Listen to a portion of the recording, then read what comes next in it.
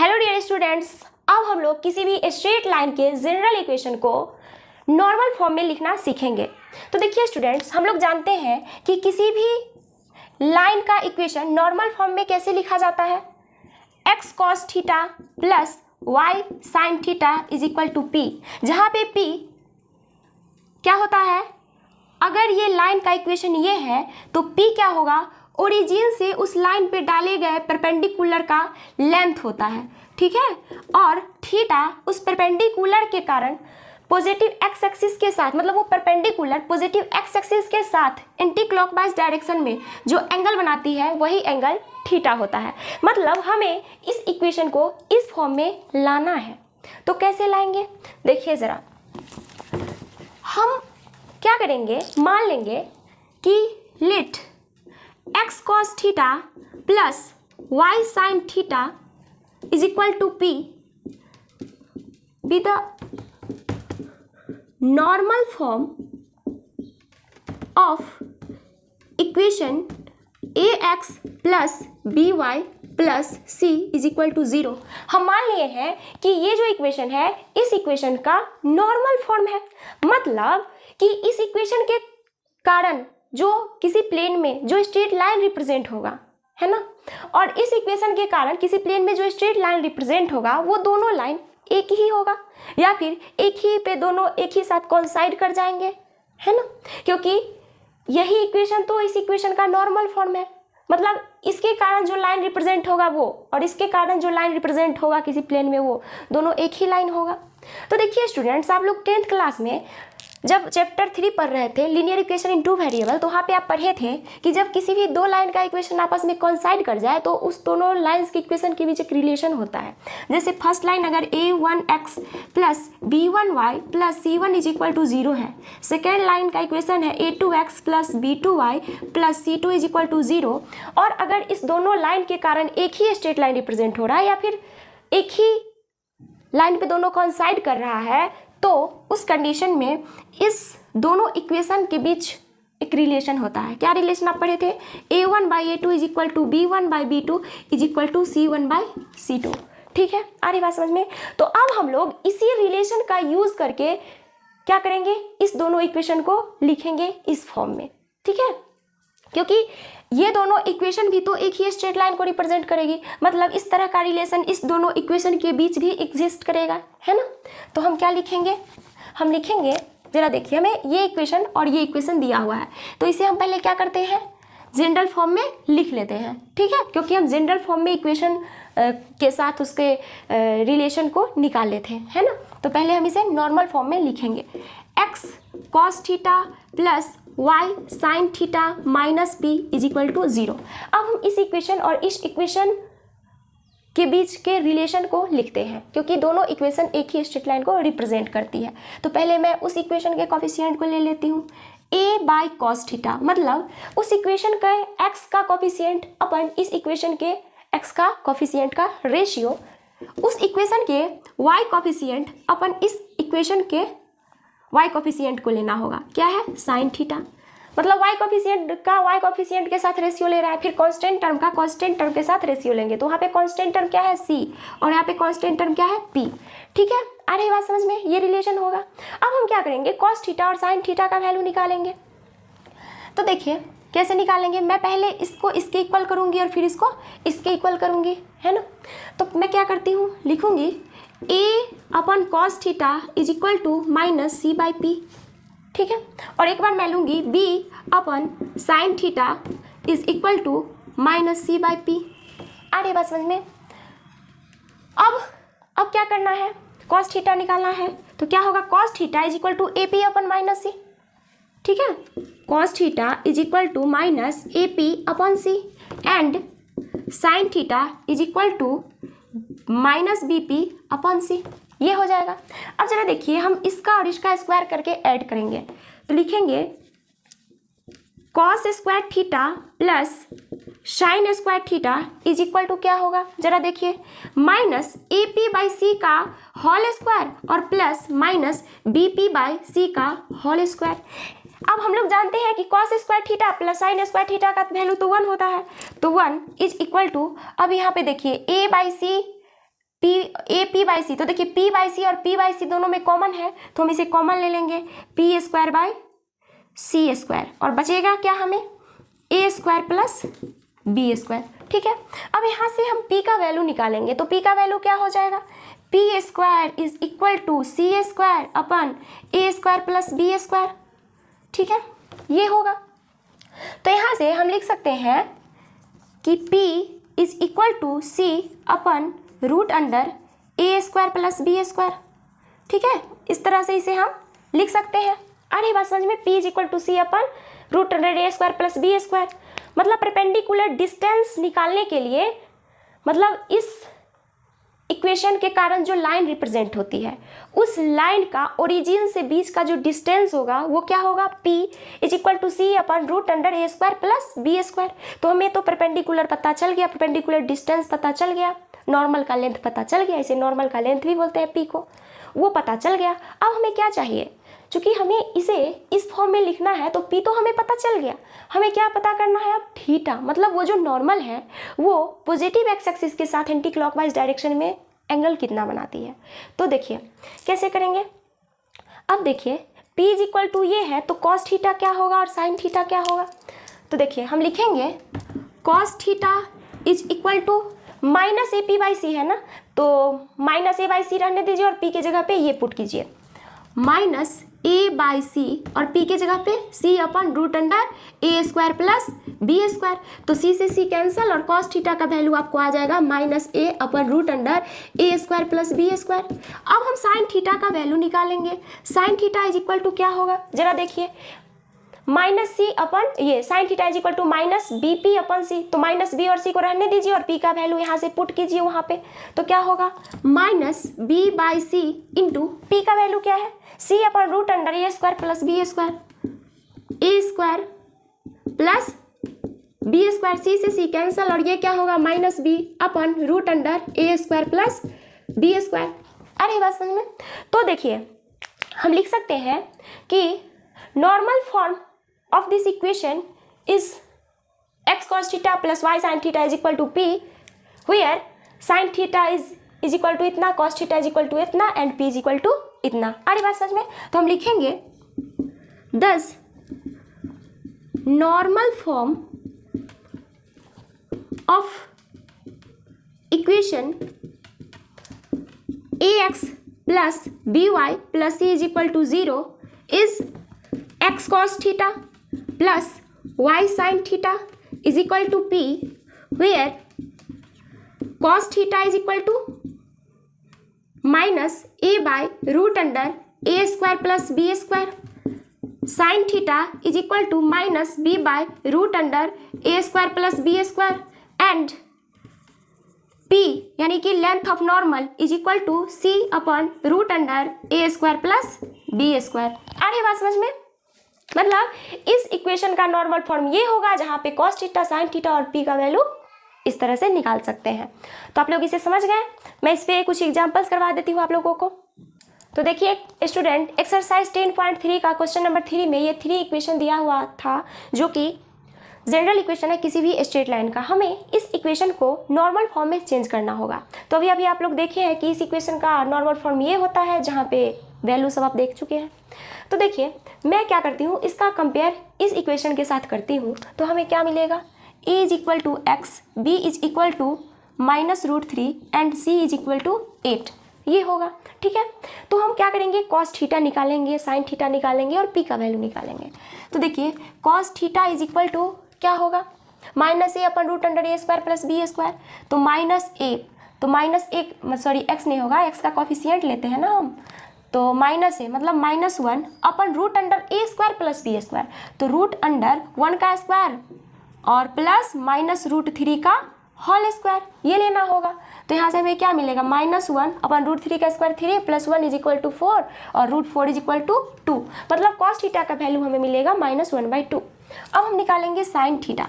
तो देखिए student, sin theta क्या हो जाएगा, sin theta is equal to होगा -b upon root under a square plus b square, तो -b करना है ना, -b upon root under a square plus b square, तो माइनस बी बोले तो minus of minus root three यानी कि प्लस रूट थ्री, और root under a square plus b square का वैल्यू तो आप देखे ही है कि 2 आया है। अब हम निकालेंगे p का value. p is equal to क्या होता है, c upon root under a square plus b square, तो c का वैल्यू 8 और root under a square plus b square का वैल्यू 2 यानी कि 4, ये आया। अरे बात समझ में, तो हमें cos थीटा साइन थीटा और p का वैल्यू पता चल गया, तो हम बहुत आसानी से इसे नॉर्मल फॉर्म में लिख सकते हैं। तो देखिए कैसे लिखेंगे, हम लोग जानते हैं कि नॉर्मल फॉर्म में equation x cos theta plus y sin theta is equal to p होता है, ठीक है। तो हमें सबका तो वैल्यू पता ही है, तो x cos थीटा। अब जरा देखिए cos थीटा का वैल्यू आपको डायरेक्ट -1/2 नहीं रखना है, cos और उसके साथ थीटा का वैल्यू क्या है वो हमें पता करना है इस दो इक्वेशन के हेल्प से, कि cos थीटा का वैल्यू -1/2 कब होगा, मतलब थीटा का वैल्यू क्या होगा जब cos थीटा -1/2 होगा, थीटा का वैल्यू क्या होगा जब sin थीटा √3/2 होगा, मतलब हमें थीटा चाहिए, है ना। तो देखिए स्टूडेंट, थीटा तो हम लोग जानते हैं कि परपेंडिकुलर और एक्स एक्सिस के बीच का एंगल होता है, और थीटा तो अलग अलग होगा नहीं क्योंकि थीटा तो एक ही होगा ना। तो देखिए आप जरा कि cos थीटा निगेटिव है और sin थीटा पॉजिटिव है, तो जरा आप याद कीजिए cos थीटा निगेटिव और sin थीटा पॉजिटिव तो सेकेंड क्वाड्रेंट में होता है, मतलब हमें एंगल सेकेंड क्वाड्रेंट में मिलेगा 90 डिग्री प्लस थीटा के कंडीशन में। तो देखिए मैं यहाँ पे cos theta is equal to -1/2 दिया हुआ है ना, तो मैं इसे इस तरह से लिख सकती हूँ ना, cos 90 डिग्री प्लस 30 डिग्री, एक minute, cos 30 degree is equal to क्या हो जाएगा √3/2, पर हमको क्या लेना है, सेकेंड क्वाड्रेंट में लेना है, तो 90 डिग्री प्लस 30 डिग्री लेंगे क्योंकि 120 डिग्री तो सेकेंड क्वाड्रेंट में होता है। 90 degree plus 30 degree is equal to क्या होगा, cos 90 डिग्री प्लस थीटा, यानी कि सेकेंड क्वाड्रेंट में cos तो निगेटिव होता है, यानी कि माइनस sin 30 डिग्री, और माइनस sin 30 डिग्री का वैल्यू क्या होगा -1/2, ठीक है। चलिए अब इसके लिए भी चेक कर ले, sin 90 degree plus 30 degree is equal to क्या होगा, सेकेंड क्वाड्रेंट में साइन पॉजिटिव, तो ये साइन तो चेंज हो जाएगा ना, 90 डिग्री प्लस थीटा के कंडीशन में है, तो cos 30 डिग्री और cos 30 डिग्री का वैल्यू क्या होगा √3/2, मतलब हम अगर एंगल 120 डिग्री ले ले, थीटा का वैल्यू 120 डिग्री ले ले, 90 डिग्री प्लस 30 डिग्री, तो ये दोनों इक्वेशन सेटिस्फाई होगा। थीटा का वैल्यू क्या लेना होगा 120 degree, cos 120 degree is equal to -1/2 और sin 120 degree is equal to √3/2, मतलब हमें थीटा का वैल्यू 120 डिग्री लेना होगा। तो लिखेंगे x cos 120 degree plus y sin 120 degree is equal to p। आ रही बात समझ में। तो देखिए ये जो है ना, ये p का वैल्यू, एक मिनट, p का वैल्यू हमें क्या आया है 4, तो देखिए ये जो आया है ना इस इक्वेशन का क्या आया है, नॉर्मल फॉर्म आया है, जहाँ पे p का वैल्यू क्या है 4, यानी कि लेंथ ऑफ नॉर्मल 4, और थीटा यानी कि नॉर्मल जो एक्स एक्सिस के साथ एंगल बनाया वो कितना है 120 डिग्री, यही हमसे पूछा जा रहा था। फिर मैं इस इक्वेशन और इस इक्वेशन को भी नॉर्मल फॉर्म में चेंज करके आप लोगों को बता देती हूँ, पहले आप लोग इसे नोट कर लीजिए। अब देखिए हमें इस इक्वेशन को नॉर्मल फॉर्म में चेंज करना है, हमें इक्वेशन क्या दिया हुआ है ये, इसे हम क्या करेंगे जनरल फॉर्म में पहले कन्वर्ट कर लेंगे। कैसे लिखेंगे, 0x plus y minus 2 is equal to 0, ठीक है, इस तरह से हम इसे लिखेंगे। अब जरा देखिए हम क्या करेंगे, cos थीटा साइन थीटा और p का वैल्यू निकालेंगे। तो cos थीटा क्या होता है, पहले मैं यहाँ से a का वैल्यू लिख देती हूँ, a is equal to 0, b is equal to 1 and c is equal to -2, ठीक है। तो cos थीटा का वैल्यू क्या होगा, a upon root under a square plus, sorry यहाँ पे माइनस ए होगा ना, minus a upon root under a square plus b square, sine theta is equal to minus b upon root under a square plus b square, and p is equal to c upon root under a square plus b square, ठीक है। तो students आपको ये ध्यान रखना पड़ेगा कि p हमेशा पॉजिटिव होना चाहिए, क्योंकि ये p क्या है, लेंथ है नॉर्मल का, और लेंथ जो है कभी भी निगेटिव नहीं हो सकता है, मतलब p का वैल्यू पॉजिटिव ही लेना है। p पॉजिटिव तभी होगा जब c पॉजिटिव हो, है ना। तो c का वैल्यू आपको पॉजिटिव लेना पड़ेगा, लेकिन आपको क्या, यहाँ पे तो c का वैल्यू आपको निगेटिव आया है, मतलब आपको c का वैल्यू पॉजिटिव बनाना पड़ेगा। तो देखिए स्टूडेंट, c का वैल्यू आप पॉजिटिव कैसे बनाइएगा, तो आप क्या कीजिएगा, इस टर्म में माइनस से मल्टीप्लाई कर दीजिएगा, इसमें माइनस कर दीजिए, इसमें भी माइनस कर दीजिए, और ये प्लस, ठीक है। तो यहाँ से a का वैल्यू 0, b का वैल्यू -1 और c का वैल्यू 2 आ जाएगा, क्योंकि हमें c प्लस में लेना होता है। तो अब जरा देखिए cos थीटा और साइन थीटा और पी का वैल्यू हम निकालेंगे। तो cos theta minus a by यानी कि 0 by root under a square plus b square यानी कि 0 का स्क्वायर प्लस 1 का स्क्वायर इज इक्वल टू 0 ही हो जाएगा। अब देखिए यहाँ पे माइनस बी यानी कि बी की जगह पे -1 है, तो minus of -1 upon root under a square यानी कि 0 का स्क्वायर और -1 का स्क्वायर, तो ये क्या हो जाएगा 1/1 यानी कि 1 हो जाएगा। ठीक है, और p का वैल्यू क्या हो जाएगा c बोले तो 2 अपन root under a square plus b square यानी कि √1 यानी कि 2 होगा। ठीक है, तो आप यहाँ पे देख रहे हैं कि cos थीटा 0 sin थीटा 1 कब होता है, cos थीटा 0 और sin थीटा 1 कब होता है, जब थीटा 90 डिग्री होता है। आप लोग ये खुद सोच सकते हैं। तो यहाँ से हमें थीटा का वैल्यू क्या मिलेगा, लिखेंगे cos theta is equal to 0 and sin theta is equal to 1 when theta is equal to 90 degree. ठीक है, मतलब थीटा का वैल्यू तो हमें पता चल गया, अब पी भी हमें पता चल गया, तो हम बहुत आसानी से इस इक्वेशन को नॉर्मल फॉर्म में लिख लेंगे। क्या होता है नॉर्मल फॉर्म में, x cos थीटा यानी कि cos 90 degree plus y sin theta यानी कि sin 90 degree is equal to P2। ठीक है, तो यही है इस इक्वेशन का नॉर्मल फॉर्म जहाँ पे P2 है और थीटा क्या है 90 डिग्री है। अगर आप चाहें तो इसे इस तरह से भी बना सकते हैं, मतलब देखिए ये कोऑर्डिनेट एक्सिस है, x एक्सिस, ये y एक्सिस और ये ओरिजिन। इक्वेशन क्या है y - 2 इज इक्वल टू 0, तो इसे आप क्या लिख सकते हैं y - 2 इज इक्वल टू 0 यानी कि y इज इक्वल टू 2, मतलब x एक्सिस के पैरेलल और x एक्सिस के ऊपर इस तरह से ये स्ट्रेट लाइन होगा। ठीक है, y इज इक्वल टू 2। आ रही बात समझ में। तो आप यहाँ पे देख सकते हैं कि इस पॉइंट का कोऑर्डिनेट 0,2 होगा और इसीलिए ये लेंथ क्या होगा 2 होगा। ठीक है, और यही तो है कि आप जिस लाइन का इक्वेशन निकाल रहे हैं उस लाइन पर ओरिजिन से डाले गए परपेंडिकुलर का लेंथ क्या आया 2, मतलब नॉर्मल का लेंथ आपको क्या आया 2, मतलब p का वैल्यू आपको क्या आया 2, और वही तो हमको आया था। ठीक है, अब एंगल क्या, मतलब वो नॉर्मल जो पॉजिटिव एक्स एक्सिस के साथ जो एंगल बनाती है वो, तो यहाँ पे आप देख सकते हैं कि ये नॉर्मल पॉजिटिव एक्स एक्सिस के साथ 90 डिग्री का एंगल बनाती है, तो ये एंगल थीटा क्या हो गया 90 डिग्री यानी कि p is equal to 2 and theta is equal to 90 degree. तो आप इस तरह से भी बना सकते हैं। अब हम लोग थर्ड इक्वेशन की बात करेंगे, x - y is equal to 4। तीसरा इक्वेशन है x - y is equal to 4, मतलब आप इसे इस तरह से भी लिख सकते हैं x - y - 4 is equal to 0। यहाँ पे a का वैल्यू क्या होगा, इसका कंपेरिजन किया जाए तो 1, b is equal to -1 and c is equal to -4, ये होगा। आप समझ रहे हैं ना। अब देखिए जरा यहाँ पे a b और c का वैल्यू आपको पता चल गया, लेकिन देखिए p का वैल्यू हमें पॉजिटिव लेना है, इसीलिए c का वैल्यू पॉजिटिव होना चाहिए, पर ये क्या हमें तो c का वैल्यू निगेटिव आ गया, मतलब हमें पॉजिटिव बनाना होगा। तो देखिए हम क्या करेंगे, इस इक्वेशन में माइनस से मल्टीप्लाई कर देंगे दोनों साइड, तो ये क्या हो जाएगा -x + y और ये +4। ठीक है, तो a का वैल्यू -1, b का वैल्यू +1 और c का वैल्यू भी +4 हो जाएगा। ठीक है, हमें ये चीज़ ध्यान रखना पड़ता है कि p पॉजिटिव तब होगा जब c पॉजिटिव होगा। ठीक है, और हमें c को पॉजिटिव करना पड़ता है जब वो निगेटिव हो तो। ठीक है, और पॉजिटिव अगर है तब तो कोई बात ही नहीं है। तो इस तरह से हम उसे इस तरह से कन्वर्ट कर लेंगे। अब हमें क्या चाहिए, cos थीटा sin थीटा और p। तो देखिए cos theta is equal to -a upon root under a square plus b square होता है, तो cos थीटा मतलब माइनस ऑफ -1 यानी कि +1 अपन रूट अंडर -1 का स्क्वायर प्लस 1 का स्क्वायर, ये क्या हो जाएगा 1/√2।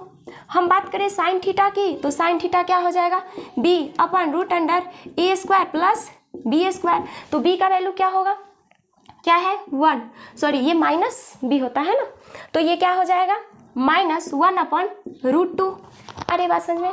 p का वैल्यू क्या होगा c upon root under a square plus b square, तो ये देखिए क्या हो जाएगा c इज इक्वल टू 8/√2, ये होगा, है ना। तो इसे आप क्या लिख सकते हैं 4√2, क्योंकि 8/√2, तो इसे आप क्या लिखेंगे 4√2। अरे बात समझ में। सॉरी यहाँ पर c का वैल्यू 4 है, इसीलिए ये क्या हो जाएगा 2√2। ठीक है, तो अब हम इस इक्वेशन को नॉर्मल फॉर्म में बहुत आसानी से लिख सकते हैं। क्या लिखेंगे, इस इक्वेशन का normal form x cos theta plus y sine theta is equal to p होगा। पी का वैल्यू हमें पता है, कॉस थीटा और साइन थीटा का वैल्यू हमें पता है, पर हमें डायरेक्ट कॉस थीटा का वैल्यू 1/√2 और साइन थीटा का वैल्यू -1/√2 इसमें नहीं पुट करना है, हमें तो थीटा निकालना है। तो देखिए थीटा जो है यहाँ पे क्या है, कॉस थीटा पॉजिटिव और साइन थीटा निगेटिव। आप याद कीजिए कि कॉस थीटा पॉजिटिव और साइन थीटा निगेटिव किस क्वाड्रेंट में होता था, कॉस पॉजिटिव साइन निगेटिव। तो कॉस पॉजिटिव तो फोर्थ क्वाड्रेंट में होगा और साइन निगेटिव, ठीक है, फोर्थ क्वाड्रेंट में कॉस पॉजिटिव साइन निगेटिव होगा, मतलब हमें एंगल फोर्थ क्वाड्रेंट में आएगा, ठीक है ना, मतलब 270 डिग्री से बड़ा और 360 डिग्री से छोटा एंगल आएगा। तो चलो देखिए यहाँ पे cos theta is equal to 1/√2 है, cos theta is equal to 1/√2 है, और हम लोग जानते हैं कि 45 डिग्री का वैल्यू 1/√2 होता है, ठीक है ना। Cos 45 degree is equal to 1/√2 और sine -45 degree is equal to क्या हो जाएगा, -1/√2, और हमें -1/√2 ही तो लाना है ना। लेकिन ये देखिए -45 डिग्री, तो यहाँ पे माइनस लिए हैं थीटा, तो यहाँ पे भी माइनस लेना पड़ेगा, और cos minus theta is equal to cos theta -45 degree. लेकिन क्या हमें तो एंगल एंटी क्लॉकवाइज डायरेक्शन में लेना है, हम ये एंगल नहीं ले सकते, हमें एंटी क्लॉकवाइज डायरेक्शन में लेना है एंगल। आप क्या किए, क्लॉकवाइज डायरेक्शन में ले लिए, तब तो आपको एंगल निगेटिव आया ना, आपको एंटी क्लॉकवाइज में लेना है, तो कोई दिक्कत नहीं है। हम क्या करेंगे, कॉस -45 डिग्री को हम लिख सकते हैं कॉस 360 डिग्री -45 डिग्री, क्योंकि cos 360 degree minus theta is equal to cos theta होता है। Cos 360 degree minus theta is equal to क्या होता है, कॉस थीटा, यानी कि कॉस 45 डिग्री, और cos 45 degree is equal to 1/√2, मतलब इसे हम इस तरह से लिख सकते हैं, ठीक। तो अब जरा देखिए ये क्या हो जाएगा, 1/√2, और यहाँ पे हमें क्या मिलेगा, कॉस 315 डिग्री हो जाएगा। Cos 315 degree is equal to 1/√2, 315 degree बोले तो वो फोर्थ क्वाड्रेंट में का ही एंगल है। अब देखिए साइन -45 डिग्री को आप क्या लिख सकते हैं, आप लिख सकते हैं साइन 360 डिग्री -45 डिग्री, इस तरह से लिख सकते हैं। आप यहाँ पे प्लस लिख के और इसमें माइनस लगा दीजिए, ठीक है, -45 डिग्री, तो sine 360 degree plus theta is equal to sine theta, तो प्लस और -45 डिग्री है तो साइन -45 डिग्री होगा, ठीक है। ये सब मैं आप लोगों को पढ़ाई थी ट्रिगोनोमेट्रिक फंक्शन में, अगर आप लोगों को याद नहीं है तो आप पीछे का वीडियो देख लीजिएगा। तो ये क्या है, -1/√2 ये हो जाएगा, ठीक है, मतलब sine 315 degree is equal to -1/√2। आ रही बात समझ में। तो देखिए यहाँ पे मैं माइनस ही रहने देती हूँ, ठीक है। तो अब हमें क्या करना है, क्योंकि देखिए 360 डिग्री -45 डिग्री यानी कि 360 डिग्री पूरा माइनस, यानी कि फोर्थ क्वाड्रेंट में तो साइन निगेटिव होता है, तो इस तरह से हम इसे इस तरह से लिख सकते हैं, ठीक।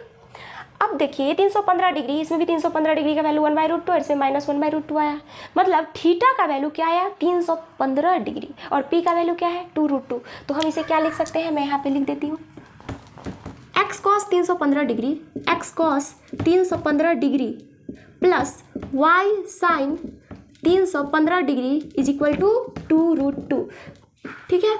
आ रही बात समझ में। और यहाँ पे मैं लिख देती हूँ, ये क्या हुआ, नॉर्मल फॉर्म हुआ इस जनरल इक्वेशन का, ठीक है। और यहाँ पे थीटा का वैल्यू क्या आया 315 डिग्री और पी का वैल्यू क्या आया 2√2। तो यही हमसे क्वेश्चन में पूछा जा रहा था, तो ये आप लोग नोट कर लीजिए। आज मैं यहीं पे लेक्चर को ख़त्म करती हूँ।